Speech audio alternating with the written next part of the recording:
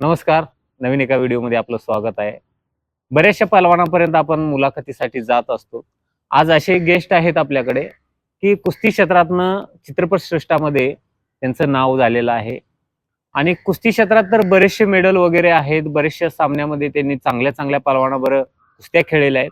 त्या व्यतिरिक्त चित्रपटसृष्टीमध्ये मराठी असो, हिंदी असो ह्याच्या क्षेत्रामध्ये सुद्धा नाव चांगलं आहे. आपण या सगळ्या गोष्टीचा आढावा घेणार आहोत. मुलाखतीच्या माध्यमातून त्यांची कुस्तीबद्दल पण जाणून घेणार आहोत.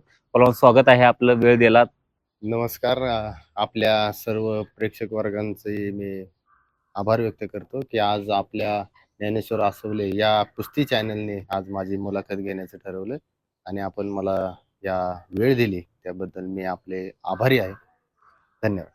तर कुस्ती क्षेत्र आणि सिनेसृष्टी एकदम म्हणजे वेगळा मार्ग आहे. कारण की पहलवान म्हटल्यानंतर जास्त बोलत नाहीत, जास्त म्हणजे कलाकार या क्षेत्रात कमी प्रमाण आहे. परंतु तुम्ही वळलात कसं? कारण तुमच्यामध्ये दोन्ही गुण आहे आणि पहलवानकी नुसतं काय साधं पहलवान नाही, तर तुम्ही अनेक असे मेडल आहेत. त्याबद्दल तर आपण विस्तृत चर्चा करणार आहोत.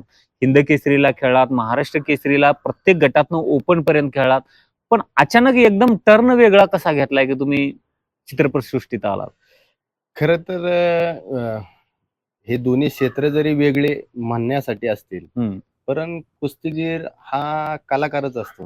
हं. तो त्याच्या बहुरंगी डावपेचाने तो विजय मिळवत असतो. म्हणजे ही त्याची कलाच कलाच म्हणायची असते एक प्रकारची. हां. आणि त्याला ह्या क्षेत्राकडे वळण्याचा प्रवास हं, हा एक सोप्या पद्धतीने पार पडतो त्याचा. कारण हं, कारण त्याच्या अंगात ऑलरेडी कला असते. हं, त्याच्यामुळं ते म्हटलं जातं ना, कलाकार आणि क्रीडाकार यांचे दोघांचेही जवळचे ऋणानुबंध आहेत. कारण आपल्या हं, जुन्या काळापासून बरेचसे आपले जे पैलवान आहेत, त्यांनी चित्रपटात काम केलेलं आहे. हं. परंतु त्यांनी तात्पुरत्या स्वरूपात भूमिका निभावल्या आणि आम्हाला असं वाटलं, की एक कुस्तीचं पर्व संपल्यानंतर, बरं. की ह्या क्षेत्रात आपण काम करू शकतो. हं.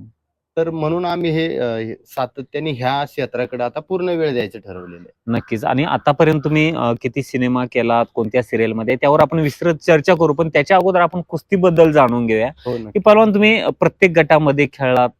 तर मला सांगा कोणकोणत्या गटात खेळलात? कोणकोणते मेडल आहेत तुमचे? त्याबद्दल आपल्या प्रेक्षकांना थोडं सांगा. अ, माझे मिडल मी 46 वजन गट 46 कुमारला हां. सॉरी 45 किलो वजन गटापासून माझी सुरुवात झालेली आहे. हं, मी 32 किलोलाही तालुकास्तरीय स्पर्धेत भाग घेतला होता. 32 किलो, 35 किलो हं, आणि त्यानंतर महाराष्ट्र केसरीच्या एक ओपनचा गट हं, त्यापर्यंत मी खेळलेलो आहे. हं. आणि सांगायचं झालं तर महाराष्ट्र केसरीचं मी 55, 60, 66, 74, 84, 96 ओपन सगळेच हे गट आहे का? सगळे गट मी मराठी केसरीचे खेळलेलो आहे. हं, ग्रीक रोमनलाही मी 74, 84, हं. 96 खेळलेलो आहे आणि कुमारलाही खेळलो आहे 76 किलो, 55 किलो आणि त्याच्यानंतर मी ग्रीक रोमन झालं, महाराष्ट्र केसरी झालं, कुमारच्या स्पर्धा झाल्या. अ, हिंद केसरीला मी 84 ला खेळलोय, बरं. ओपनलाही खेळलोय. हिंद केसरीची स्पर्धा ज्यावेळेस खेळाली, कुठे होती स्पर्धा काय? हिंद केसरी मी पहिली ज्यावेळेस स्पर्धा खेळलो, हं. त्यावेळेस ती स्पर्धा झाली लोणीकनला, हं, पुणे. हं, हं. त्याच वेळेस पिंपरी चिंचवड महाराष्ट्र केसरीला माझं सिल्वर बसलं होतं. म्हणजे महाराष्ट्र केसरीला आणि हिंद केसरीला एकाच वर्षात दोन्हीकडे मेडल. एकच 1-2 महिन्याचाच फरक बरं, असेल. बरं. इकडं सिल्वर बसलं आणि तिकडे ब्रॉन्झ बसलं. हं, हं. त्यावेळेस ॲक्चुअली मी हिंद केसरीला फायनलला गेलो होतो. हं, परंतु त्या फेडरेशनने काहीतरी नियम आणला, की हं. क्रॉस सेमी फायनल होणार. बरं. म्हणजे जे सेमी फायनलला ऑलरेडी गेलेले आहेत, हं, हं. त्यांच्या त्यांचं क्रॉस परत सेमी फायनल होणार. हं. त्यावेळेस मग मी फायनलला गेलो असताना दुसऱ्या दिवशी मला परत सेमी फायनल खेळावी लागली आणि हं. त्यावेळेस मी ब्रॉन्झ बसलो. आणि कोणासोबत फायनलची कुस्ती झाली त्यामध्ये हिंद केसरीत? त्यावेळेस ॲक्चुअली मी एम-पीच्या मुलाला हरवून सेमी फायनलला यू-पीच्या मुलाला हरवून हं, फायनलला गेलो होतो हं, आणि इकडून राजेंद्र सूळ हं. आणि गुट्टाळ यांची कुस्ती झाली होती. राजेंद्र सूळ माझ्याबरोबर फायनलला आला होता. बरं. म्हणजे राजेंद्र सूळनं विजय गुटाळला हरवून तुमच्यासोबत फायनलला आला. हां, तुमच्याबरोबर कुस्ती आली. माझ्याबरोबर कुस्ती आली होती. हं, परंतु यांच्या नवीन नियमानुसार ते हं, काहीतरी क्रॉस सेमी फायनलच्या हं, हं, आता ते विजय गुटाळची माझी परत कुस्ती आली हं, आणि मी ज्याला हरवलं यू-पीवाल्याला हं. त्याची राजू बरोबर कुस्ती आली. त्यावेळेस गुट्टाळची माझी कुस्ती मला वाटते 6-7 सेम पॉइंटनी हं, लास्ट हं. पॉइंट त्याचा होता. 10 मिनिटाची कुस्ती असल्यामुळे तो चांगला होता. आणि त्यावेळेस चांगले. हिंद केसरी कोण झालं तुमच्यावेळेस? त्यावेळेस जोगिंदर हिंद केसरी झाला. बरं बरं बरं. पब्लिक असणार भरपूर. भरपूर पुण्यात पब्लिकचा काही कमी नाही. पुण्यात कुस्तीसाठी भरपूर पब्लिक असते. आणि दुसऱ्यांदा जी हिंद केसरी झाली ते संभाजीनगर संभाजीनगरला खैरे खासदार चंद्रकांत खैरे. चंद्रकांत खैरे साहेबांनी आयोजित केली होती. अतिशय चांगलं नियोजन होतं. त्यांनी महाराष्ट्र केसरी 2007 का 7 साली चंद्रहार पाटील ज्यावेळेस मराठी केसरी झाले ती स्पर्धा आणि ही स्पर्धा दोन्ही अतिशय चांगल्या. मी दोन्हीही खेळलो. त्यावेळेसही मराठी केसरी खेळलो होतो तिथे मी. तसं बघायला झालं तर तुम्ही फ्रीस्टाईल आणि ग्रीको रोमन ह्या दोन्हीकडे पण आहात. दोन्ही. पण दोन्ही मधला फरक तुम्हाला काय म्हणजे तेवढं काय, कारण दोन्ही क्षेत्रात असल्यामुळे दोन्ही चांगल्या कुस्त्या झाल्या असतील, तर तुम्हाला जास्त फ्रीस्टाईल आवडायचं का ग्रीको रोमन म्हणून आवडायचं, आणि कोणतं जास्त तुम्ही फोकस करायचं, ज्यात जास्त मेडल कुठल्याकडे? खरं तर फ्रीस्टाईलला मिडेल जे असते, पण मला आवडायचं ग्रीक रोमन. बरं. कारण ग्रीक रोमन म्हणजे तेच इंडियात त्याचं कॉम्पिटिशन चांगलं होतं. आणि स्पर्धा होती का? स्पर्धा कमी होती. असणार त्या थोडं. स्पर्धा freestyle कमी राहायच्या, परंतु कॉम्पिटिशन चांगलं, म्हणजे प्लेयर चांगले होते. काही जे नामांकित प्लेयर होते ते कायम त्यांच्या गटावरती होल्ड ठेवून होते बरेचसे वर्ष. आणि फ्रीस्टाईल काय होतं, प्रॅक्टिस फ्रीस्टाईलचीच करायचो. कारण ज्यावेळेस गोकुळ वस्तादमध्ये तुम्हाला असं कुठलं नियम नाही की तुम्ही ग्रीकोचे असाल तर वेगळं प्रॅक्टिस. बिराजदार मामांचं कायम सांगणं असायचं की तुम्ही हाय ह्यात कुस्तीत करा, आणि ज्यावेळेस ग्रीकोला खेळायचे त्यावेळेस तुम्ही खेळा, तुम्हाला हीच ताकद तिथं लागणार आहे, वेगळं काही नाही. त्याच्यामुळे असं काही वेगळी प्रॅक्टिस असायची नाही. पण इंडियाचे 5-6 कॅम्प केले, त्याच्यामुळे त्या कुस्तीत इम्प्रुव्हमेंट झाली माझी चांगली ग्रीक रोमन मध्ये. आता रुस्तुम हिंद, हरिश्चंद्र मामा बिराजदार हे दोन्हीकडे शिकवायचं का? ग्रीको रोमन आणि फ्रीस्टाईल आणि माती ह्या तिन्हीकडे लक्ष द्यायचे का वेगळा कोच होतो कोण? नाही, खरं तर बिराजदार मामांनी असं कधीच ग्रीक रोमन वाल्याला वेगळी प्रॅक्टिस आणि फ्रीस्टाईल वाल्याला वेगळी. तालमीचा जो नियम होता की 3 दिवस माती, 3 दिवस मॅट, आणि पूर्ण 100% फ्रीस्टाईलच कुस्ती. मग त्यातला आता तुमचे वेगवेगळे डाव आहेत, कोणत्याला कसं म्हणजे गुण का असेल, काय ऍक्शन घ्यावी, प्रतिस्पर्ध्याला कशा पद्धतीने आपण डाव पलटावा, हे मग कसं शिक्षण द्यायचं फ्रीस्टाईल मधनं आपलं ग्रीको रोमन?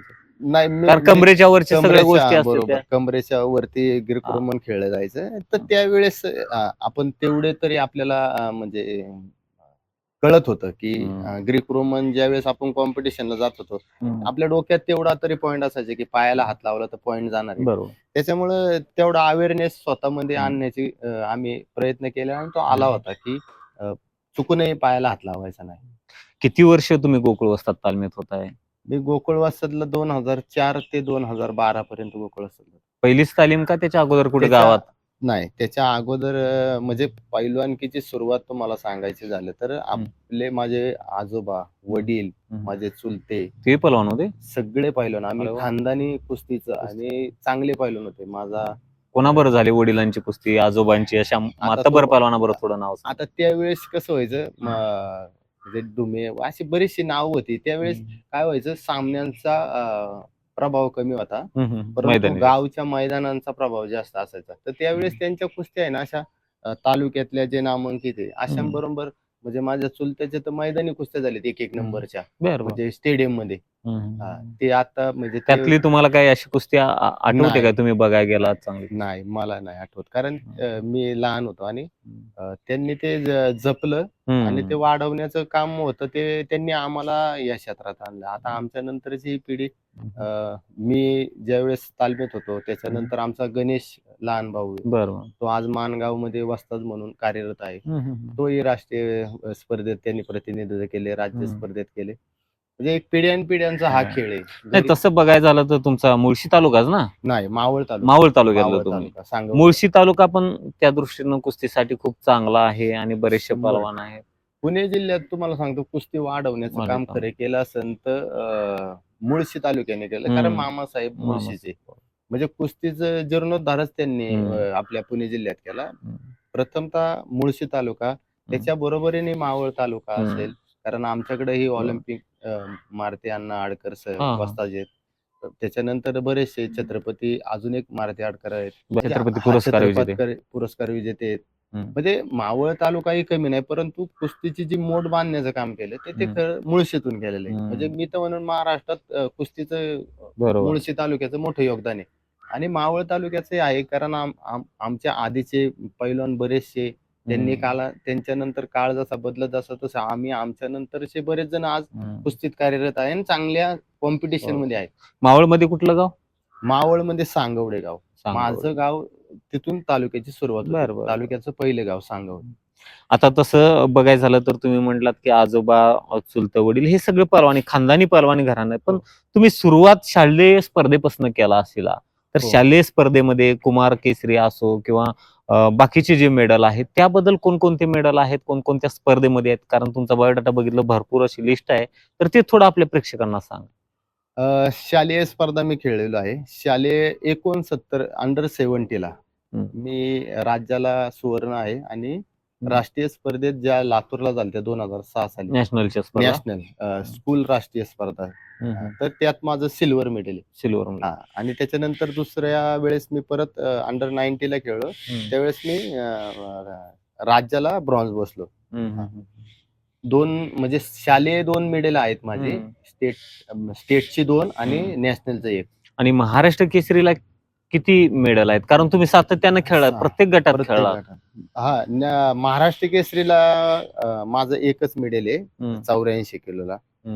आणि ओपनला मी कल्लू यादव त्यांच्या बरोबर माझे क्वार्टर फायनलला कुस्ती झालती, 4थी कुस्ती. त्याच्या आधी मी ना, आता मला नाव त्यांचं आठवत नाही, पण ते नॅशनल म्हणजे राज्याच्या पहिल्या दुसऱ्या नंबरात असणारे मुलं मी ओपनला हरवली होती.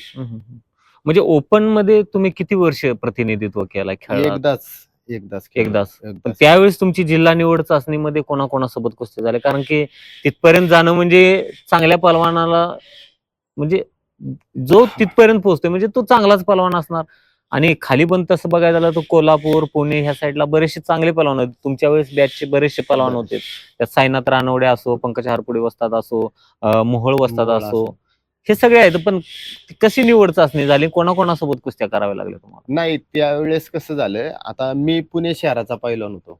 शहराकडनं तुम्ही खेळायचं, ग्रामीणकडनं नाही. कारण माझी सुरुवात म्हणजे पुणे शहरातून जेवढे अधिवेशने खेळलो मी पुणे शहरातून खेळलो.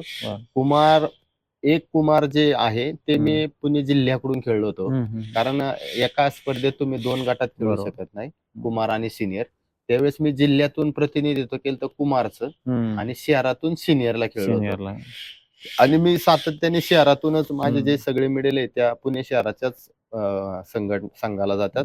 ग्रीक रोमन जे मी आज जेवढे खेळलो, 5-6 स्पर्धा खेळलो, त्यात 2-3 गोल्ड आहेत माझे ग्रीक रोमनचे, ते सगळे माझे शहराच्याच संघाच्या. आणि ज्यावेळेस मी ओपनला खेळलो त्यावेळेस कसं झालं, मी पिंपरी चिंचवड मध्येच राहिला होतो.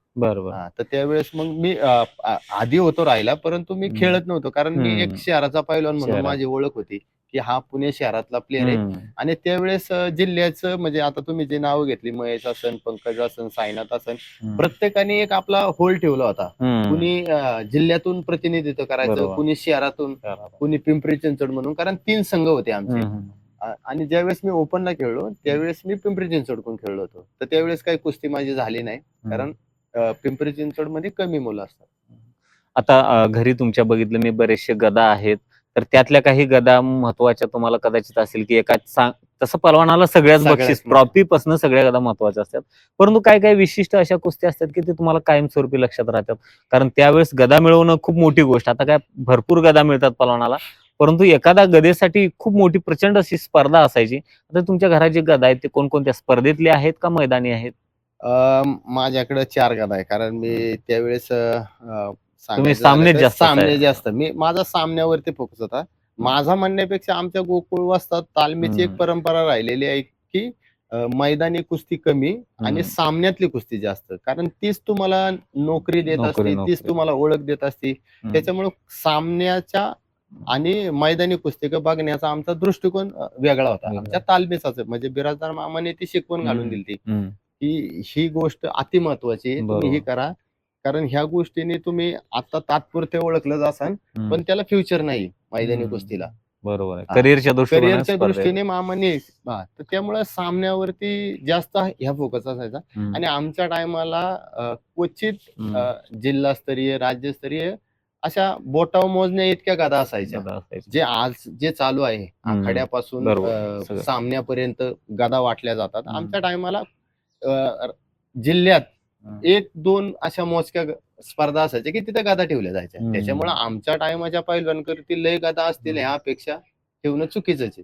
नक्कीच आणि नक्कीच. माझ्याकडे ज्या गादा आहेत त्यातल्या 2 सामन्याच्या आहेत. कोणाबरोबर झालती फायनलला कुस्ती त्या? मी पुणे जिल्हा केसरी गणेश संघ झालती. सेमी फायनलला गणेश आणि सचिन मोहोळ झालती. आणि मी आणि सचिन येलबर. बरोबर. तर त्यावेळेस गणेशने सचिन मोहोळला हरवलं आणि मी सचिन सचिन येलबरला येलबर. हरवलं. सचिन येलबर तशी नामांकित चांगले पहलवान. चांगला आणि कसे काय गुणफलक झालं म्हणजे? गुणफलक मला तर पहिला काहीतरी 2-2 हम्म. असं काहीतरी झालता. दुसरा हाफ मला वाटते 4-5 पॉईंटचा फरक होता.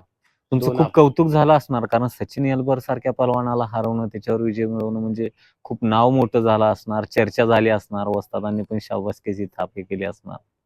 नाही 100% चांगली कुस्ती होती आणि सचिन चांगला पैलवान होता.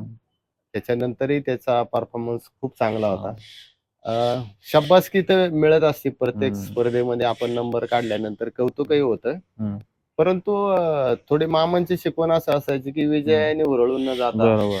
तुम्ही त्याच्यावरती अभ्यास चिंतन करणं गरजेचं असतं की अजून चांगलं होण्यासाठी तुम्ही त्याच्यावरती जास्त फोकस. तर त्यामुळे आमच्या तालमीत ह्या गोष्टी शिकवल्या तर त्या जीवनभर आम्हाला आजही कुठल्याही आनंदाने आम्ही कधी जास्त उत्साही होत नाही.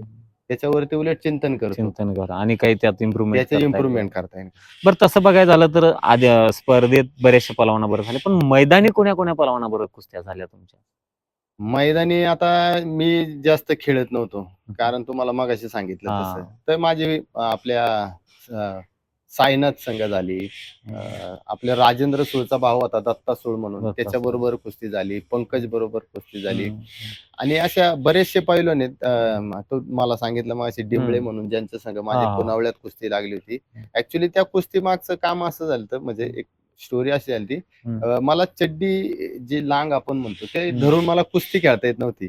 आणि फुरसुंगीला माझी कुस्ती लागली डिंबळे पैलवान बरोबर. आणि मला काही त्याला पाडता येईना, मला ते धरता आलं नाही. आणि मी धरलं तर माझी कुस्ती बिघडायची, कारण ती सवय नव्हती. ग्रिको मधला असल्यामुळे तुम्हाला ते धरायची सवय नव्हती.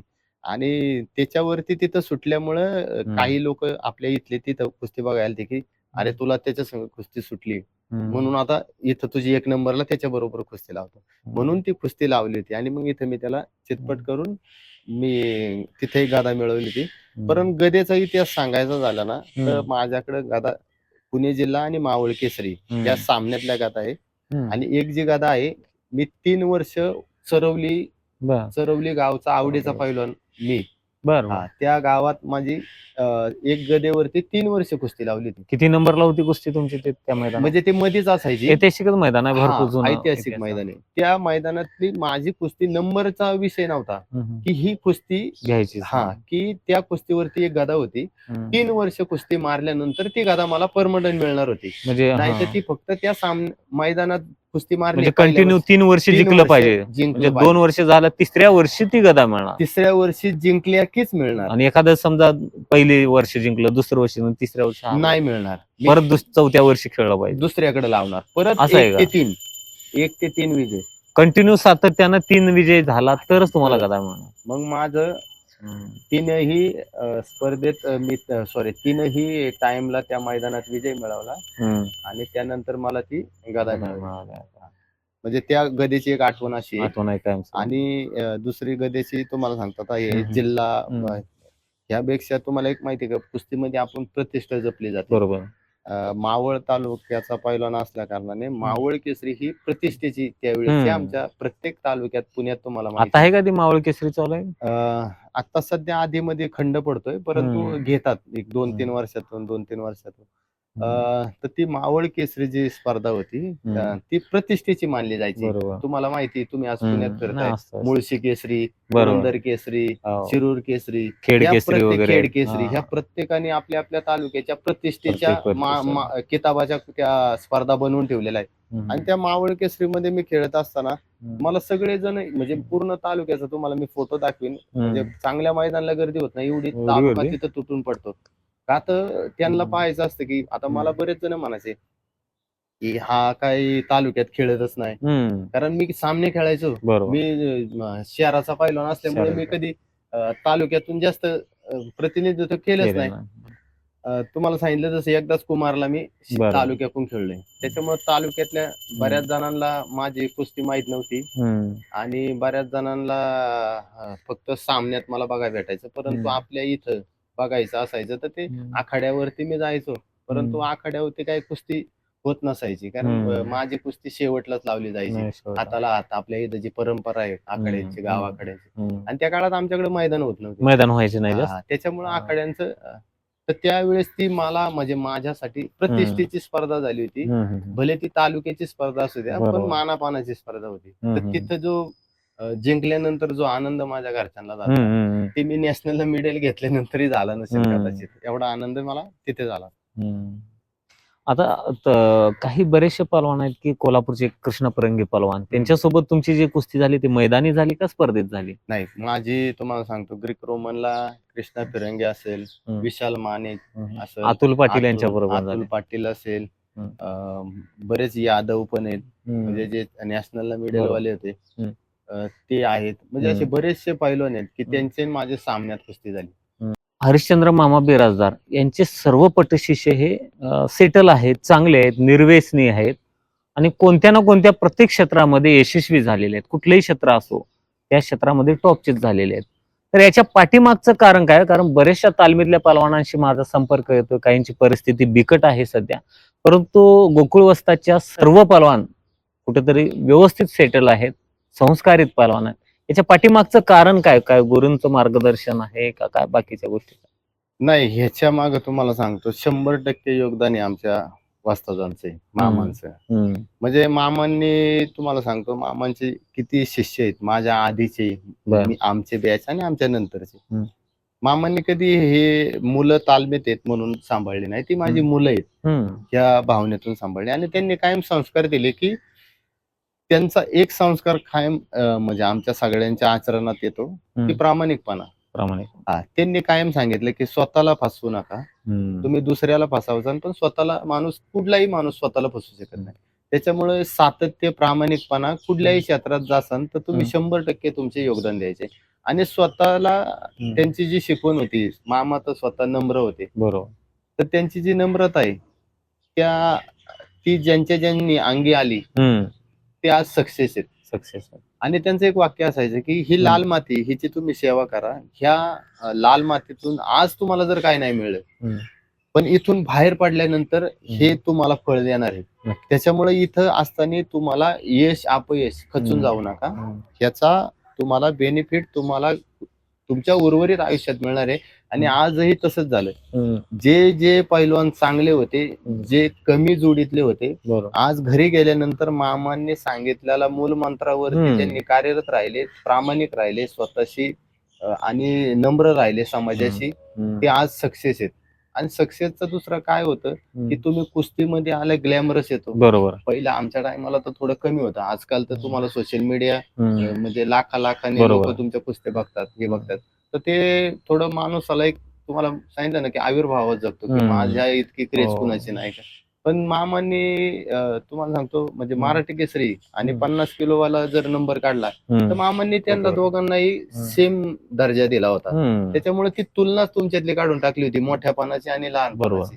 त्यांनी लहान थोरांना जे बॅलन्स केलं होतं, त्याच्यामुळे तुम्हाला काय होतं, समाजात तुम्ही ज्यावेळेस वावरता त्यावेळेस समाजाची जी आर्थिक परिस्थिती त्याच्यात सामावण्यासाठी तुम्हाला ह्या मॅनेजिंग तुमचा बॅलन्स करणं खूप गरजेचं आहे. तर मामांच्या ह्या शिकवण होत्या. मामांनी मुलागत सगळ्यांना वाढवलं. जे म्हणजे बरेचसे पैलवान त्यांच्या हातून घडून गेले, काही कुस्तीत जर चमकले नाही तर ते उर्वरित आयुष्यात चमकले. हाच एकमेव पर्याय आणि हाच मामांचा आशीर्वाद आजही आमच्या बरोबर आहे. तसं बघायला झालं तर अनेक पैलवान होते हो त्यावेळेस, की प्रत्येकाकडे असं मामा वैयक्तिक लक्ष द्यायचे काय? 100% मामांचं तुम्हाला दिनचर्या सांगितली तर हम्म. मामांनी ह्या तालमीतल्या मुलासाठी कधी घरदार पाहिले नाही. सागर बिराजदार होते का तालमीत सागर तुमच्या होता, वेळेस? लहान होता, सागर होता, राहुल होता. हम्म. अं, मामा हजेरी घ्यायचे. बर, शाळेतल्या सारखं शाळेतल्या प्रत्येकाच्या. सारखे अब्सेंट किती होती म्हणजे बॅच किती होती तुमची? आम्ही जर 65 मुलं 65 असं त्याकडे, कारण आमच्या तालमीत आहे ना मामांचं म्हणणं असं मोजकेच असायचं घ्यायचं. की मोजकीच मुलं घ्यायची, ट्रायल व्हायची, बरोबर. ट्रायल नंतर त्या मुलांना घ्यायचे. हम्म. त्याच्यामुळे मुलं कमी होती. बरेच जण आमच्या टायमाला आले, आता मी त्यांची नावं नाही घेऊ इच्छित कारण ते सगळे चांगले पैलवान आहेत. पण त्यावेळेस मामांनी जागेच्या अभावी बऱ्याच पैलवानांना नाही तसं घेतलं. जागा नाही तिथं, खूप जागा कमी नाही, आहे. खूप कमी जागा आहे. त्याच्यामुळं मामांनी कमी विद्यार्थीच घेणं ठरवलं आणि मामा दुसऱ्या कुणाचाही विद्यार्थी, तयार विद्यार्थी घेत नव्हते. हा, स्वतः घेऊन ही गोष्ट नाही नाही, आता तुम्ही महत्त्वाची. एक प्रश्न म्हणला की ट्रायल घ्यायची, ट्रायल नंतरच ऍडमिशन हो, व्हायचं. ट्रायल नंतरच ऍडमिशन व्हायचं. मग जर समजा एखादं तुम्ही म्हणताय नवीन पण एखादं समजा शून्यातनं जर तिथं यायचं असेल तर लहानपणापासून, तर मग त्यांची ट्रायल कशी? मामांना कळायचं हम्म. की हा पुढे जाऊन काय होणार आहे. तुम्ही आता आमचे राहुल नाना हा, आवारे, त्यांना तुम्ही राहुल नानांना विचारा की ते तर नाही, नाही. कुस्ती तिकडे मैदानी खेळत होते. मामांनी मी घेतली मुलाखत त्यांच्या वडिलांची आणि त्यांची कुस्ती होती, त्याच वेळेस ओळखली की येणाऱ्या काळात चांगला दुसरा काका पवार होणार. मामांना हे कळायचं कारण मामांची दूरदृष्टी. श्रद्धा होती कुस्तीवरती. मामांचा जेवढा अभ्यास होता, मामांना पातशेने कळायचं की हा मुलगा कुठेपर्यंत जाऊ शकतो. त्याच्यामुळं मामांना कधी अशी अडचण आली नाही की ट्रायल मध्ये जर एखादा मुलगा कमी दिसलाय की तो पुढे जाऊन होणार नाही. मामा घडणाऱ्या मुलाला घ्यायचेच, परंतु मामा दुसऱ्याकर घडलेल्या मुलाला घेत नव्हते. मामांचा फॉर्म्युला असा होता की आज तुम्ही जर आले, तुम्ही कुठल्या तरी एका तालमीतून आले, का आले, तुम्ही तुमच्या वस्तादांशी माझं बोलणं करून द्या. ते जर म्हटले की माझा विद्यार्थी तुम्ही घेऊ शकता तर मी घेईन, परंतु तुमच्या आई वडिलांना नाही, मला तुझ्या वस्तादशी बोलायचंय. आणि आज त्यावेळेस महाराष्ट्रातला कुठलाही पैलवान ती डेअरिंग करीत नव्हता की तालीम सोडून आले आपल्या वस्तादशी बोलणं करून देण्याची. तर ते मामांनी जपलं आणि तेच तालमीचं एवढं जे मोठं नाव झालं ते ह्यांच्या नियमामुळे झालं, हजेरी घेणं. त्याच्यामुळे हजेरी घेताना असं नव्हतं ना की हा मोठा पैलवान आहे हा छोटा आहे, सगळे सेमच त्याच आकड्यात यायचे ना. त्याच्यामुळे मामांचं मोठ्यापासून लहानापर्यंत सगळ्यांपर्यंत लक्ष होतं. आणि पण कोणकोणते पहलवान होते तुमच्या इथं? थोडं मोठ्या पहलवानाचे नाव. मोठे आता कसं त्यावेळेस आहे ना, मी ज्यावेळेस नवीन गेलो त्यावेळेस महाराष्ट्र केसरी राहुल काळभोर भाऊ, दत्ता भाऊ, दिलीप नाना वर्णे, गोविंदजी पवार, हे सगळे म्हणजे तिथंच होते. हा, सगळे काका पवार होते का? नाही, बाप्पांनी त्यावेळेस सोडली होती कुस्ती. तो म्हणतो रवींद्रजी पाटील, बानगेकर, माणिक भाऊ मला वाटतं गेले होते. म्हणजे हे सगळे आदरणीय आहेत. मी फक्त त्यांची नावं घेताना पूर्ण नाव घेतोय. आबा होते काळे, योगेश काकडे, अशी म्हणजे ही जी आप्पा साखरे होता, गणेश डोंबरे होता, अतुल पाटील होते. अतुल पाटलांचं भरपूर योगदान आहे, कारण मला जेऊरचे, कारण मला बैठक मारण्यासाठी अतुल पाटील कायम शेजारी घ्यायचे, कारण ते 2,000 बैठक. तुम्ही किती मारायचं मग? मी त्यांच्या बरोबर मारायचो, पण मी 1,000-2,000 पर्यंत जायचो. त्यांच्या पण बैठकी चंद्रहार निमगिरे होते, त्यांनी पण भरपूर. छोटारावसाहेब मगर वगैरे होते? ते नव्हते, ते सिनियर. मेकाले भाऊ आधी मध्ये यायचे, ते ह्याला होते, नेव्ही मध्ये होते सर्व्हिसला. म्हणजे हे सगळे पाहिलं ना, ह्यांच्यामुळे काय आलं, ह्यांचं जे मार्गदर्शन मिळलं की ह्यांना पाहायला मिळलं, त्यामुळे आमच्यात अजून इम्प्रुव्हमेंट झाली. पाहणंच त्यावेळेस खूप मोठं भाग्य होतं. अमोल बुचुडे असतील, अमोल बुचडे बसतात तिथं होते, गोकुळ असतात नव्हते. त्याच्या आधी मी ज्यावेळेस कोल्हापूरला होतो त्यावेळेस चंद्रहार पाटील, असलम काजी, अमोल बुचुडे, नितीन कुर, सचिन कुर, गायकवाड, सारंग सरांक, बरेचसे सगळे. म्हणजे त्यावेळेस काय व्हायचं, हे सगळे स्टार होते पहिला. आणि गोकुळ वस्तादचं तर म्हणजे त्यांचं नाव ऐकलं तर पुढचा पहिला निम्मा शांत व्हायचा. नक्कीच नक्कीच. तर ह्यांना पाहणं आणि यांच्यापाशी राहणं, यांच्या संग खेळणं, यांच्या मार्गदर्शनात ही मोठी गोष्ट होती. त्याच्यामुळे आमच्यावरती तो प्रभाव पडला. राहुल असेल, रणजित असेल, मी असेल, जयसिंग बनगर असेल, मंगेश हम्म. ठाकूर, आम्ही मगाशी सांगितलं सागर गावडे, हम्म. हे सगळे मग हे यांच्या प्रभावात आम्हाला आमोद काशीद पाहिलं ना, हो. म्हणजे असे दिग्गज सगळे, म्हणजे आता दिग्गज. नाव माझे मी अजून हो, आणि निम्मे काय राहिले नावं असतील. घेतले, हा. खूप राहिले. हो. सगळे दिग्गज हे सगळे सिनियर होते ना आम्हाला. Senior होते. आता मला एक हा प्रश्न पडतो की तुम्ही एकदम ट्रॅक कसं काय चेंज केलाय? कारण कुस्ती क्षेत्रात एवढं नामांकित पहलवानासोबत राहिलात आणि स्वतः चांगलं पहलवान, मग असं चित्रपट सृष्टीकडे असं अचानक कसं आलात तुम्ही? दंगल मूवीज मधनं तर सांगितलं, पण त्याच्या आधी अंगात काही गुण होते का तुमच्या? ती कला. नाही, कदाचित मी तुम्हाला मगाशी सांगितलं की कुस्तीगीराच्या अंगात लय कला असते, Right. परंतु तो कुस्ती वाहून घेतल्यामुळे त्याच्या हम्म. बाकीच्या गोष्टी लक्षात येत नाही. हम्म. ज्यावेळेस मी हे दंगलचं तुम्हाला सांगितलं हम्म. मगाशी काम केलंय, आणि हम्म. ज्यावेळेस तो थिएटर मध्ये आला हम्म. आणि त्याच्यानंतर जो इम्पॅक्ट झाला, मला फोन मेसेज यायला लागले की बरं. अरे तू दिसतोय भारी आहे, हम्म. छान आहे. हम्म. मग मला ते थोडी आवड निर्माण झाली. हम्म. मग मी म्हणलं की असंही कुस्तीतून आपण बाजूला बरोबर. झालेलो आहे, का ना की ह्या क्षेत्रात आपण नाही थोडा नाही, वेळ चांगला द्यावा. निर्णय घेतला, हा, वेगळं काहीतरी. वेगळं काहीतरी. आणि म्हणजे माझं काय म्हणणं असतं, इंद्रधनुष्याला जसे हो. 7 रंग असतात, तसे हो. माणसाच्या जीवनात अनेक रंग आहे. हम्म. आपण प्रत्येक गोष्ट करून पाहू. तर हम्म. त्यावेळेस त्या क्षेत्रात मला आवड निर्माण झाली. त्याच्यानंतर मी थोडं मॉडेलिंग मध्ये गेलो. हम्म. मॉडेलिंग केलं. म्हणजे मी 102 किलो होतो. हम्म. मी डायरेक्ट मला वाटतंय ऐंशीवर. 79 केजी ला आलो. हम्म. आता 80 किलो आहे, पण मी ठीक आहे. हा. 79 18 असं वेट ठेवून किती दिवसात सिक्स ते पॅक कमी मध्ये केला मी तुम्ही? ते 6 महिने मी डाईट केला. 6 महिन्यात? 6 दोन महिन्यात एवढं 20 किलो कमी हो, केलं? कमी केलं. 20-25 किलो. माझे बाहेरचे डायटिशियन होते, बर. जर्मनीचे. हा हा. हा. तर त्यांच्याकडून क्षीरसागर म्हणून सर आहेत, तर ते माझा पूर्ण चार्ट बनवतात. 3-3 महिन्याचा डाएट असतो. त्यानुसार मी ते सगळं एकदम प्रिकॉशन घेऊन बर. केलं. कुठलंही स्टेरॉइड म्हणा, कुठलंही काहीही न घेता सिक्स पॅक कशी यायची? नॅचरल डाएट मध्ये, जिम नॅचरल वगैरे डाएट. डाएट हो, नॅचरल न सिक्स पॅक येऊ शकतात आता? काहीही होऊ शकतं. बाकीच्या गोष्टी घ्यायच्या काही काहीच गरज गरज नाही तुम्हाला घ्यायची. तुमच्या खाण्यामध्ये इतकं नॅचरल बर. प्रोटीन हे आहे, तर तुम्हाला बाहेरच्या ह्याच्यातून कुठलाही सोर्स घ्यायची गरज नाही. प्रोटीन तुम्ही खाऊ शकता, बाकी काही घ्यायची गरज नाही. ते एवढं आपल्या ह्याच्यात आहे. आणि ते बाहेरच्या असल्यामुळे त्यांच्याकडे जास्त ऍडव्हान्स टेक्नॉलॉजी असल्यामुळे त्यामुळं तो जास्त इफेक्ट होत गेला.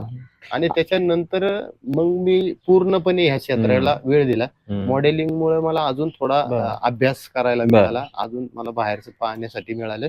आणि मग तोपर्यंत हा चित्रपट रिलीज झाला होता. मग मी छोट्या छोट्या आपलं काम शोधत राहिलो.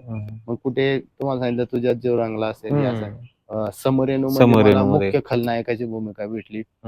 मग तिथून माझा प्रवास चालू होता. आता माझा वीर मुरारबाजी हा चित्रपट पुढच्या वर्षी 2026 ला रिलीज होतोय.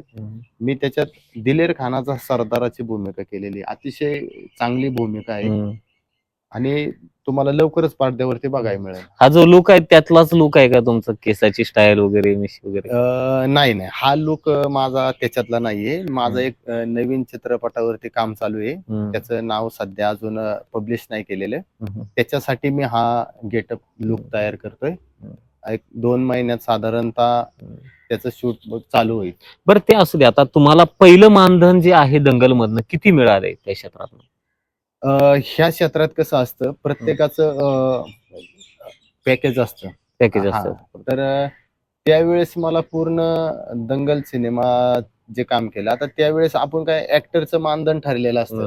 आपण अचानक तिथं एंट्री केलेली आणि आपल्याला त्यांच्या मानधनाबद्दल माहित नसतं. परंतु आपण कुस्तीत कसं आपलं फिक्स ठरलेलं असतं की ह्याच्या कुस्तीला 1 लाख द्यावं लागते. तर त्यांनी साधारण मला आहे ना, मी एक महिनाभर त्यांच्यात होतो. मला 1 लाख रुपये त्यांनी दिलं होतं की त्यांनी ऍज अ ऍक्टर म्हणून नाही, ऍज अ रेसलर म्हणून मला त्यांनी रिस्पेक्ट दिला होता. पण तुम्हाला त्या पैशापेक्षा आहे का ना, तुम्हाला त्यात भूमिका करायला मिळेल ते तुम्हाला जास्त आनंद झाला असेल. नाही, परंतु मी ते पैसे घेतले नाही. म्हणजे मला एक गोष्ट आनंदाने सांगावीशी वाटते, मी कुस्तीचं काम असेल तर मी पैसे घेत नाही. म्हणजे उद्या तुम्ही कुठलाही कुस्ती आधारित काम काढलं माझ्याकडे तर मी त्याचं पैसे घेत नाही. त्याचं कारण असं की मला ओळखच या कुस्तीने दिलेली. कारण ज्या वेळेस माझ्या जडणघडणमध्ये शाळेच्या नंतर माझी जे काही जर्नी राहिलेली आहे, आज जे काही मला राज्यभर राज्याच्या बाहेर जे पैलवान आहेत ते जे ओळखतात, ते निव्वळ या कुस्तीमुळे वाढतात. कुस्तीमुळे. त्याच्यामुळे माझा बेस पहिला कुस्ती आहे. त्याच्यामुळे आजही मी मागे तुम्हाला त्या दिवशी गाणं बरोबर. दाखवलं. हो मी तुम्ही कुणालाही विचारा, कुस्तीच्या आधारात असेल, कुस्तीवरती हो. कुठलीही गोष्ट जी माझ्या खेळाला प्रमोट बरोबर. करणारी 100% गोष्ट आहे, त्या गोष्टीसाठी माझी किंमत शून्य आहे. नक्कीच. आणि हे तुमचा मनाचा मोठेपणा आहे, अभिमानाची गोष्ट आहे की कुस्ती क्षेत्रानं नाव दिलेलं आहे, त्यामुळे त्या क्षेत्रासाठी आपलं काहीतरी देणं असतंय. योगदान. त्यामुळे कदाचित आता आपण म्हणतो एक मीडियाच्या माध्यमातून खूप चांगलं काम कुस्ती क्षेत्राला होते. आता तुम्ही मध्यंतरी सॉन्ग काढला, त्या लोकांपर्यंत विषय गेलोय. ऑडियन्स कसं आहे, कुस्तीचं मोजकच ऑडियन्स आहे, बरं. पण म्युझिक क्षेत्रात असो, चित्रपट मनोरंजन क्षेत्रात असो, बाकीचं ऑडियन्स असते. कदाचित ते लोक, बाहेरचे लोक तो मूवीज किंवा तो गाणं बघून कुस्ती क्षेत्राकडे येऊ शकतात, असं वाटतंय का तुम्हाला? 100% तुम्ही आता कधी पहा, पहिल्या 2015-16 पर्यंत पैलवानाचाच मुलगा पैलवानकी करायला यायचा. हा. परंतु आज तसं नाहीये. आज बरेचसे पालक ज्यांचा दुरानुसंबंध नाही कुस्तीशी, अशी लोक आज त्यांच्या मुलांना पैलवानकी करण्यासाठी घेऊन येत आहेत. तर ती हीच गोष्ट आहे की सोशल मीडिया तुमच्यासारख्या व्यासपीठ दिलं कुस्तीला, आणि ह्या व्यासपीठामुळे ती कुस्ती तुमची हजारो लोकांना, लाखो लोकांपर्यंत गेली. त्यामध्ये आता तुमचाही जो काय आज व्ह्यूवर असेल, तर तो तुमचा कुस्तीचा जर 100 मधला 80% असेल, तर 20% जो बाहेरचा जो क्राऊड आहे तो प्रभावित होतोय आणि तो त्याच्या मुलांना कुस्तीत टाकतोय. आणि आज तुम्ही कुठेही जा, आज तुम्ही आमचे अमोल भाऊच्या तालमीत जावा, तुम्ही तिथं पहा, कितीतरी पालकांची मुलं अशी आहे की त्यांचा कुस्तीशी संबंध नाही. जुन्या टायमाला आपल्या पिढ्यानपिढ्या ज्यांचा परिवारात कुस्ती खेळली जायची, तीच लोक कुस्तीत यायची. परंतु आज तसं नाहीये. आणि तोच आपल्या ह्या सोशल मीडियाचा विजय. आपण ज्या कुस्तीसाठी सोशल जे काम करतोय, त्याचा विजय हाच आहे की आपण आपल्यातल्या नसलेल्या परिवारांना कुस्तीकडे आणलंय आणि त्यांची मुलं आज पैलवानकी आहेत. एज्युकेटेड लोक आज कुस्ती म्हणून त्याचे. आणि कुस्तीचं मेन तुम्हाला सांगतो, आपल्या टायमाला कुस्ती म्हणजे कुस्ती होती, आज कुस्ती म्हणजे कमर्शियलायझेशन झालं. आज तुम्ही कुस्ती म्हणून करिअर करू शकता. पहिल्या वेळेस फक्त नावासाठी कुस्ती खेळली जायची की प्रतिष्ठा आहे, आमच्या पिढ्यान खेळले, पण आज नाही. आज तुम्ही करिअर म्हणून कुस्ती पाहिलं जाते. आणि कित्येक लोक रेल्वेत आणि मी आर्मीत मला घेत होते. मी ज्यावेळेस आर्मी नॅशनल मेडलला मी सिनियर नॅशनल आहे ना, नाही, मी कॅडेटला ज्यावेळेस कॅम्प केला, घोरपडीला मी जवळजवळ 5 महिने इंडिया कॅम्प केला. तर मी तुम्हाला सांगितलं जसं खत्री म्हणून जो ऑलिम्पियन खेळला, त्याची माझी फायनलला कुस्ती झाली नॅशनलला. तर त्याच्या संग एवढी चांगली कुस्ती झाली की त्यांचे जे आर्मीतले कोच आहे ते म्हणले की तू इथंच राहा. परंतु मी मामांना सोडू शकत नव्हतो त्यावेळेस, म्हणून मी त्यांच्याकडे राहिलो नाही. नाही तर आज माझं करिअर काहीतरी अजून त्यात वेगळं असतं. म्हणजे माणसाला कुस्तीमुळं जुन्या टायमाला 2015 पर्यंत एक दरवाजा ओपन असायचा नोकरीचा, परंतु आज तसं नाही. आज 100 दरवाजे उघडे कुस्तीगीरांसाठी, कारण कुस्ती ही करिअरचा भाग झालेला आहे. आणि पहिल्यापेक्षा आता मानधन पण चांगलं मिळतं. सगळ्या गोष्टी तुम्हाला ओळख चांगली मिळते, तुम्हाला चांगल्या लेवलला घेऊन जाण्यासाठी हे समाज माध्यमांचे व्यासपीठ ओपन झालेले आहे. पहिलं ते खूप कमी होतं, फक्त मराठी कुस्तीची स्पर्धा कव्हर व्हायची. आज तुम्ही साध्यातले साध्या स्पर्धा घरात बसून पाहू शकता. आज तुमच्यासारखे चॅनल, आज कुठल्याही मैदान, कुठलाही पैलवान, तुम्ही ज्या माणूस कुस्तीपर्यंत येऊ शकत नाही त्याच्यापर्यंत तुम्ही त्याला घेऊन जाताय. म्हणजे हा आपल्यासाठी सगळ्यांसाठी एक चांगला इम्पॅक्ट आहे ना. नक्कीच. आणि एक मालिका तुझ्यात जीव रंगाला, बहुतेक सगळी कोल्हापूरला शूटिंग झालेली आहे, आमच्या गावापासून जवळच आहे. नंतर काय कुठलं गाव ते गडमुडशिंगेच्या त्या भागात शूटिंग झाली, त्याच्यानंतर मग केरलीला शूटिंग झाली, ते मानेंच्या बंगल्यात वगैरे, तिथनं जवळच आहे आमचं वडंगाव. तर ह्या सगळ्या मी एपिसोड बघायचो, प्रत्येक एपिसोड बघायचो. आणि त्यावेळेस कुस्ती क्षेत्रात नव्हतो, परंतु मला ते राणादाची आणि अंजली मॅडमची ती भूमिका आवडायची. खूप चांगली कुस्ती, म्हणजे खूप स्टोरी मस्त होती. आता त्यात तुम्ही पण भूमिका केलेल्या, त्यात कोणती भूमिका केली आणि त्या सिरियल बद्दल सांगा. खरं तर त्या सिरियल म्हणजे खूप व्ह्यूअर्स खूप असायचे, लोक भरपूर बघायचे. त्यांनी ओळखलं होतं की कुस्तीचा जो महाराष्ट्राचा क्राऊड आहे, म्हणजे हा हार्डकोर क्राऊड आहे. म्हणजे माणूस हृदयापासून जोडला गेलेला आहे हम्म. कुस्तीसाठी, हम्म. गाव गाड्यापासून. हा. तर त्यांनी ते ओळखलं होतं. त्याच्यामुळं हार्दिक जे आहे राणा, हार्दिक जोशीला ते हार्दिक सूट पण जोशी झालेला पार्ट बरोबर. आणि तो म्हणजे त्याची शरीरयष्टी अशी, हा. माझे चांगला मित्र आहे हार्दिक हम्म. असेल, अक्षय माझी हम्म. चांगली मैत्रीण आहे अक्षय, आणि मी दंगलला आम्ही हम्म. थोडं काम केलेलं आहे एकत्र. हम्म. आणि त्यांचे आणि माझे एकदम चांगले, आजही चांगले संबंध आहेत. तर त्यांनी ती भूमिका चांगली केली हम्म. आणि त्यांना जो गावगाड्यातला जो कुस्तीचा हम्म. प्रेक्षक आहे, हम्म. तर तो धरून ठेवण्यासाठी त्यांना चांगलं यश आलं. कारण राणाची बरोबर. शरीरयष्टी अशी होती. तो ओरिजिनल पहलवान नाही ओरिजिनल कुस्तीगीर नाहीये नाही. तो, ओरिजिनल ऍक्टर आहे. परंतु भूमिकेसाठी माणूस, तुम्हाला सांगितलं ना, अभ्यास करावा लागतो. त्यांनी कुस्तीचा अभ्यास केला आणि माझं काम म्हणाल तर माझं फक्त त्याच्यात मध्ये इंटरनॅशनल जे एक कुस्ती, हा. इव्हेंट दाखवला होता, की राणा एक जागतिक स्पर्धेमध्ये आपल्या भारताचं प्रतिनिधित्व करत असतो. तर त्या स्पर्धेचा एक भाग होता आलं मला, आणि मी त्याच्यात कुस्ती खेळलो. बाकीच्या गोष्टी आम्हाला त्या काय म्हणजे त्यात इम्प्रुव्हमेंट हे करता काय आल्या. होती भूमिका, म्हणजे विजय त्यांना दाखवायचं होतं का ते? विजय त्यांना दाखवायचं, कारण हा. तो जो ओव्हरऑल त्या मालिकेचा कन्सेप्टच हा, राणा. राणाच विजय होणार असं दाखवायचं हम्म. होतं. कारण तो कॅरेक्टरच ते आहे ना मेन. किती एपिसोड झाले त्याचे एकूण? त्याचे मला आता त्यांचे आय थिंक सांगता नाही येत, पण मी 1-2-3 दिवस त्यांच्या बरोबर त्या ह्याच्यात होतो. माझी त्याच्यात कुस्ती त्यांनी दाखवली. अ, आणि समरेनू मध्ये लीड भूमिका तुमची, समरेनो खलनायकाची. मध्ये मी मुख्य पूर्णपणे खलनायक, खलनायक. पूर्णपणे स्टार्ट टू एंड पूर्ण खलनायकाची भूमिका. आणि आता मी अ, आपले दैवत छत्रपती शिवाजी महाराज यांच्यावरती आधारित जो वीर मोरारबाजी चित्रपट आहे, त्यातही मी खलनायकाचीच भूमिका पण आहे. तुम्हाला असं कधी वाटलं नाही का हो, आपण खलनायकाची भूमिका करतोय पण लोकांचा बघण्याचा दृष्टिकोन निगेटिव्ह होईल, त्यापेक्षा आपल्याला पॉझिटिव्ह असं केलं पाहिजे, असं काय वाटलं नाही तुम्हाला कधी? त्याचा नाही नाही इफेक्ट होतोय काय? नाही, इफेक्ट म्हणायला असं कसं, तेवढ्या पुरता त्या ज्या भूमिकेत ज्या वेळेस तुम्ही जाता त्यावेळेस तेवढ्या पुरता राहतो तो, की कारण तुम्हाला सगळंच पॉझिटिव्ह गोष्टी निगेटिव्ह नजरेने पाहायच्या असतात. पाहिजे असतं का? आणि मला असं वाटतं की चॅलेंजिंग भूमिका तुम्ही जर साधे असाल आणि तुम्हाला क्रूरतेची भूमिका दिली, तर ती चॅलेंज म्हणून घेणं गरजेचं आहे.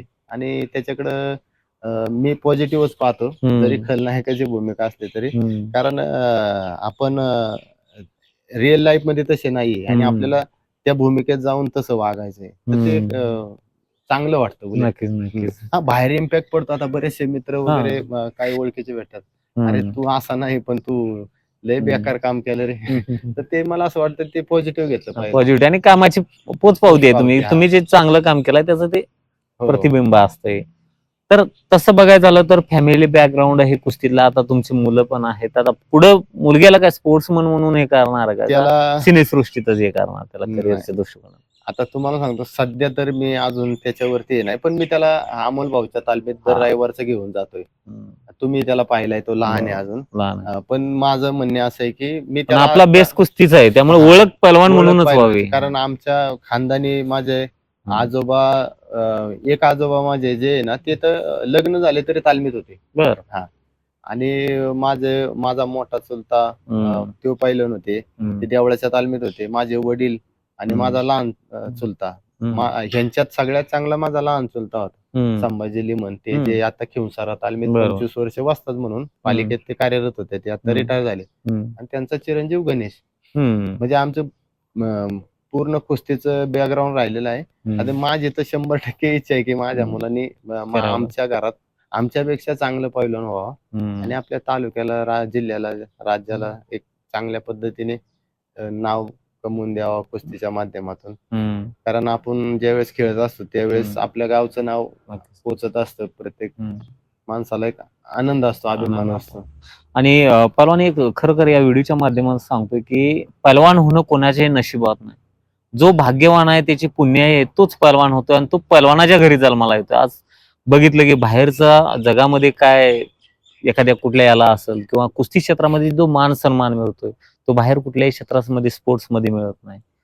नाही, खरं तर काय आलंय तुम्हाला सांगतो, कुस्तीला राजाश्रय मिळाल्यामुळं कुस्तीत आदर आणि नम्रता. आपल्याला तुम्ही कुस्तीगीर कुणी पहा, तुम्हाला नम्रता आजही आपल्यात ते टिकून आहे, की मोठा पैलवान आले की पायाला हात लावणं. बरोबर. आणि ही आज समाजात तेच पाहिजे ना. तुम्हाला आज तालमीत बघा, सर्व जाती धर्माचे पैलवान असतात. आपण एकोप्याने राहतो. बरोबर. त्याच्यामुळं आपण प्रत्येकाशी प्रेमाने वागण्याचा प्रयत्न करतो, आणि ह्या मातीमुळे आपल्याला आहे ना, म्हणजे आम्ही कायम म्हणत असतो की शेतकऱ्यांची काळी आई आणि आपली लाल आई. पहलवानाची लाल आई. लाल आई. आपण त्या काळ्या आईच्या कुशीतून लाल आईच्या कुशीत आलेलो आहे. तिकडं घरचे आपले त्याला काळ्या आईच्या बरोबर. कुशीत असतात आणि आपण लाल मातीच्या कुशीत असतो. त्याच्यामुळं आपली वाढ एकच पद्धतीने होत असते. त्याच्यामुळे तुम्हाला सांगतो पैलवान हा 99% वाया जात नाही आणि पिढ्यानपिढ्या त्याला तो मान सन्मान त्यामुळे मिळत राहिला की की तुम्ही एक 50 वर्षापूर्वीच्या पैलवानाचा उल्लेख जरी केला ना आजच्या केला ती नम्रता तशी टिकून आहे ना. त्याच्यामुळे तो मान समाजात राहिला. नाहीतर तुम्ही जर उद्धटपणे आताची पिढी उद्धटपणाने केली अशी तर तो तुमच्यातला मान हळूहळू लोकांचा बघण्याचा दृष्टिकोन बदलला असता. परंतु पैलवान की असं क्षेत्र आहे की बघणाऱ्यांचा दृष्टिकोन आहे तसाच आहे. बरोबर. की तो बदल नाही झाला कारण त्या लाल मातीची नम्रता कायम तुमच्या आमच्या ती टिकून आहे आणि ती अशी टिकून राहावी, टिकून आहे परंतु राहावी. कारण आजकाल सोशल मीडियामुळे कसं मुलांनाही थोडा उत्तेजन थोडं प्रत्येकाचे मोबाईल आमच्या टायमाला नव्हते. आता प्रत्येकाला वाटतं की थोडं विजयाच्या भावमुद्रा थोड्या चेंज झाल्या पाहिजे असं मला वाटतंय. बरं पहलवान, आता तुम्ही ज्या क्षेत्रात आता सध्या करिअर म्हणून बघताय आणि काम करताय, बरेचसे तुम्ही हे केलेलं, परंतु तुम्हाला असं एखादं डोक्यात कल्पना आहे की आपण कुस्ती क्षेत्रावर एखादा चांगला चित्रपट आणावा किंवा एखादं सुंदर सॉंग आणावं किंवा वेब सिरीज आणावे किंवा सिरियल आणावे, असं कधी डोक्यात वाटतंय का विचार की बाबा आपण त्या क्षेत्रात काम करतोय, त्या क्षेत्राला काहीतरी आपण ह्या माध्यमातून बाकीचे ऑडियन्स तिकडे येतील, एक क्रेज निर्माण होईल? नाही, कुस्तीची क्रेज करण्यासाठी चित्रपटाची गरज नाही. ऑलरेडी आहेच, कुस्तीची आहे. क्रेज आहे. सगळे हिरोज कुस्ती, आहेत हा. आपले स्टार पहलवान हिरो. सगळे कुस्तीचा आज तुम्हाला सांगतो म्हणजे महाराष्ट्राच्या जर खेळात जर तुम्ही एक नंबरचा खेळ जर धरला आज देशात पण महाराष्ट्राच्या आपण एक ह्या राज्यात राहतो तर कुस्ती आहे. कारण तुम्हाला सांगतो हा राजाश्रय या राज्याने जपलेली कुस्ती. त्याच्यामुळे कुस्तीची क्रेज करण्यासाठी कुठल्या अदर ऍक्टिव्हिटीची गरज नाही. कारण कुस्ती ही मोठी. परंतु तुम्ही म्हणले तसे निश्चित आमची याच्यावरती चर्चा होती. माझा मित्र आहे विराट मडके कलाकार, जे केसरी सिनेमा, सुंदर सिनेमा, हा सुंदर सिनेमा, त्यांची माझी या गोष्टीवरती कायम चर्चा होती की कुस्तीसाठी आपण काहीतरी या ना एकत्र मिळून एखादं करा. 100% आमचंही सहकार्य काही लागत असलं आम्हाला. नक्की आपण आपल्याला करायचे चांगलं करायचे. काय होतं ह्या चित्रपट क्षेत्रात आहे ना थोडं कमर्शियलाइज येतं, खर्च आहे, आपण कमी पडतो. कमर्शियल असल्यामुळं थोडं जे दाखवण्याचं चित्र आहे ना, कारण अपोजिट नाही दाखवू शकत. आता काही सिनेमात तुम्हाला जर कुस्ती घेऊन त्याच्यात तुम्ही लव्ह स्टोरी नाही दाखवू शकत. हा मोठी समस्या. आपल्यात ते ब्रह्मचारी जपलेलं असतं. आज आपल्याला लंगोट लावून आपण म्हणजे ते ब्रह्मचं पालन करत असतो आणि ह्या गोष्टी मग त्या कमर्शियलाइज मध्ये तुम्हाला त्या दाखवा लागतात. म्हणून कुठेतरी काही बंधन येतं. येतं. परंतु तुम्ही मी आता एक गब्बर म्हणून सॉन्ग केलेले आहे लास्ट 3 महिन्यापूर्वी, तुम्ही जाऊन पहा. त्याच्यात मी कुस्तीसाठी एक नाही का एक वडिलोपार्जित आपली एक परंपरा आहे, त्याला कुठं कसं लोकांपर्यंत पोहोचता येईल, स्वतःचा एक सेल्फ रिस्पेक्ट कसा ठेवता येईल, कॉन्फिडन्स कसा वाढवता येईल, यासाठी मी गाणं केलेलं आहे कुस्तीवरती आधारित. तुम्ही नक्की पहा. नक्कीच. आणि तुम्ही म्हणल्याप्रमाणे पहलवान काय असते, कमर्शियल मध्ये सगळेच ऑडियन्सचा विचार केला जातोय. एकाच दृष्टिकोन, त्यामध्ये लव्ह स्टोरी पण दाखवलं पाहिजे, त्यात अभिनेत्री आले, हिरो हिरोईन आले, म्हणजे ह्या गोष्टी काही जे असतात ते कुस्ती क्षेत्राला बाधक आहे. पण कमर्शियल दृष्टिकोनातून त्या गोष्टी घेतल्या तरच इतर ऑडियन्स असो, त्याला व्ह्यू असो किंवा जे काही गोष्टी असतात कमर्शियलच्या दृष्टिकोनातून, हे बंधनं असतात. बंधनं म्हणण्यापेक्षा त्यामुळे कुठेतरी ती रिकव्हरी करावं लागतं. चित्रपट क्षेत्र हे काय प्रत्येक जण असं नाही की खिशातलं पैसे टाकून ते बुडीचा धंदा. प्रत्येकाला काहीतरी त्याच्यातून रिटर्न हवा असतो आणि ते क्षेत्रच आहे कमर्शियली. त्याच्यातून सोशली आता खूप छोटे छोटे प्रोजेक्ट आहेत जे सोशली येतात, त्याच्यातून तुम्हाला ते दाखवत लागतं. ते नाही दाखवलं तर लोक त्याच्याकडे बघणार नाही. बरोबर. आणि काय आलंय, मी तर म्हणतो मी चित्रपट ह्या गोष्टी जरी दुय्यम असल्या तरी हे आपल्यासारखे जे युट्यूब चॅनल आहेत तुमच्यासारखे, जे कुस्ती प्रत्येकापर्यंत प्रत्येका कुस्तीगिराचा अपडेट पोहोचवतात. मी म्हणतो हे चित्रपटापेक्षा खूप मोठं काम आहे. चित्रपट वर्षातून एक दिवस येऊन जाणार आहे, परंतु हे तुमच्या सारख्यांचं 365 दिवस जे कुस्तीसाठी अविरत जे काम चालू आहे ते सगळ्यात मोठं योगदान आहे. आणि ते तुम्हाला सांगतो कुस्ती वाढवण्यासाठी खूप मोठी व्यासपीठ आहे आणि हे व्यासपीठच आपले कुस्ती पोहोचवणार आहे. काय होतं, मी आज पुण्यात बसलोय, आज आपण कोल्हापूरमध्ये कुठे जरी कुस्ती चालू आहे, मी बरोबर. ती नाही जाऊन पाहू शकत. हम्म. पण तुमच्या युट्यूबच्या माध्यमातून मला ती क्षणात फक्त घरात बसून बघता येतं. तुमचं नाव टाकायचं तुमच्या युट्यूब चॅनलवरती, मी ती कुस्ती पाहू शकतो. नक्कीच. तर हा जे अंतर जे तुम्ही हम्म. कमी केले, म्हणजे शेवटच्या घटकापर्यंत बरोबर. पोहोचवण्याचं जे